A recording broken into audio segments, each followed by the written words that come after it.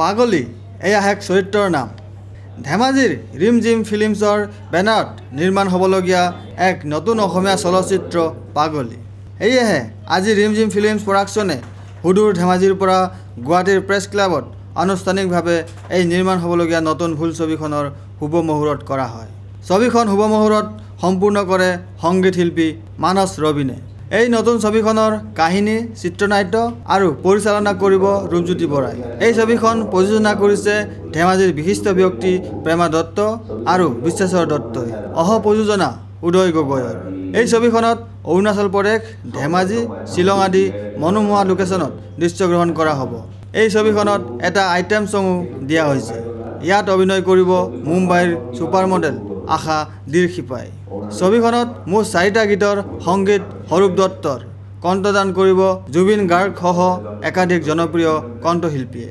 পাগলীৰ বিভিন্ন চৰিত্ৰত দেখা যাব অৰুণ হাজৰিকা, অসীম বৈশ্য, জেফ্ৰী বক্সিৰ লগতে বহুকেইগৰাকী জনপ্ৰিয় শিল্পীক। এই ছবিখনৰ বিষয়ে পৰিচালক ৰূপজ্যোতি বৰায়ে কয়, সৰুৰ পৰা এটা হেঁপাহ আছিল এখন ছবি কৰা।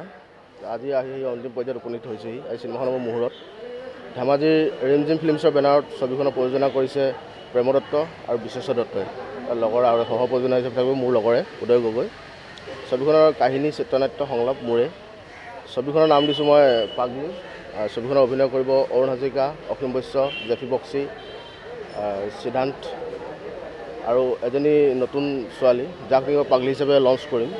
কিন্তু ছোৱালীজনীৰ নামটো আপোনাৰ 2 এদিনতে গম পাব। আজি তাৰিখত ছোৱালীজনীৰ নামটো ক'বলৈ অলপ অসুবিধা হৈছে, কাৰণ তাইৰ লগত মোৰ ফাইনেল ডিছকাছটো হৈ আছে আৰু 2-3 দিনৰ ভিতৰত তাইৰ নামটো কৈ দিম। তাৰপিছত ডিচেম্বৰৰ আগভাগত ছবিখন ৰাইজে হলত চাব পাব বুলি মোৰ আশা থাকিল। লগতে এই ছবিত বিপৰীতাৰ্থ চৰিত্ৰ কৰা সিদ্ধাৰ্থ কলিতাই কয়, একচুৱেলি প্ৰথম বাবদা মানে ৰূপজ্যোতি দাই মোক ফোন কৰিছিলে যে মোক ক'লে যে তোমাৰ কাৰণে কেৰেক্টাৰ আছে, এনেকৈ মাতিলে আকৌ। চ' সঁচাকৈ মই বহুত সুখী হৈছোঁ কেৰেক্টাৰটো কৰিব পাই, আৰু মুখ্য চৰিত্ৰতে মোক অভিনয় কাৰণে মোক সুযোগ দিছে তেখেতসকলে। বহুত আশাবাদী আৰু বহুত এক্সাইটেড মই চৰিত্ৰটো ভালকৈ ৰূপায়ণ কৰিবৰ কাৰণে। আৰু দৰ্শকসকলক কওঁ যে তেখেতসকলে চিনেমা হললৈ আহক, আহি মুভিখন উপভোগ কৰক, সঁচাকৈ ভাল পাব।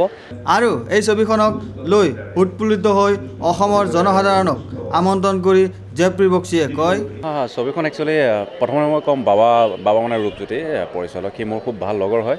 সি মই আগতে বহুত কাম কৰিছোঁ, এখন তাৰ ফাৰ্ষ্ট ফিচাৰ ফিল্ম। চ' স্ক্ৰিপ্টটোৰ বিষয়েও সি মোক কৈছে স্ক্ৰিপ্টটো খুব ধুনীয়া স্ক্ৰিপ্ট, এটা নতুনত্ব আছে। আৰু আমাৰ একচুৱেলি চবেই কয় নতুনত্ব বুলি, কিন্তু কৰাৰ পিছতহে গম পাওঁ যে লাষ্টত কি ওলায়গৈ। আমাৰ অসমীয়া চিনেমাৰ সেইটো অৱস্থা চলি আছে।